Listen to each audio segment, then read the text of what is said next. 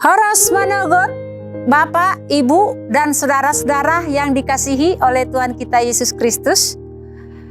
Sebelum kita melaksanakan aktivitas kita hari ini, baik kita terlebih dahulu untuk mendengarkan firman Tuhan yang tertulis dalam 1 Petrus 3, 1 Petrus 1 ayat 3. Demikian bunyinya.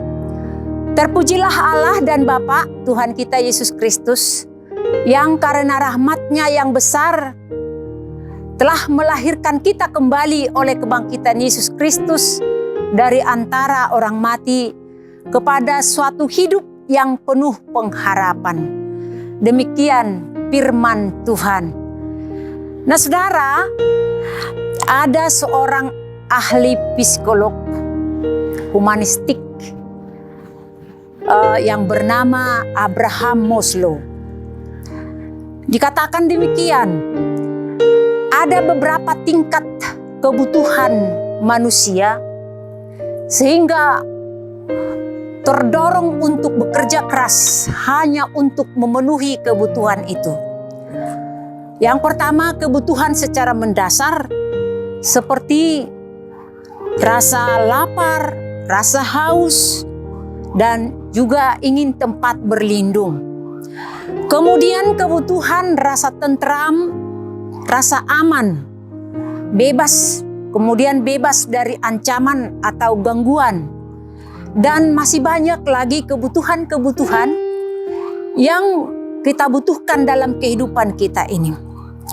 Nah saudara, jika seseorang telah memenuhi semua kebutuhan yang kami sebutkan satu persatu tadi, apakah secara otomatis hal itu mampu untuk bertahan dalam menghadapi gelombang hidup atau kesulitan masalah yang menerpa dalam hidup seseorang? Tentu belum tentu saudara, belum pasti, dan tak mungkin, tidak terjamin mungkin itu menjadi suatu dapat mengatasi tantangan. Nah saudara-saudara, Petrus mengajak kita pada pagi hari ini untuk bisa bertahan dalam menghadapi banyak tantangan dalam kehidupan kita ini.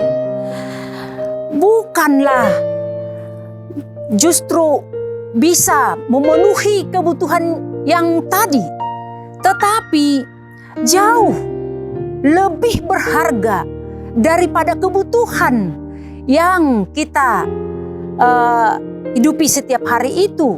Lebih berharga lagi kebutuhan secara rohani, yaitu kita tak perlu takut, yaitu hidup berpengharapan kepada Tuhan.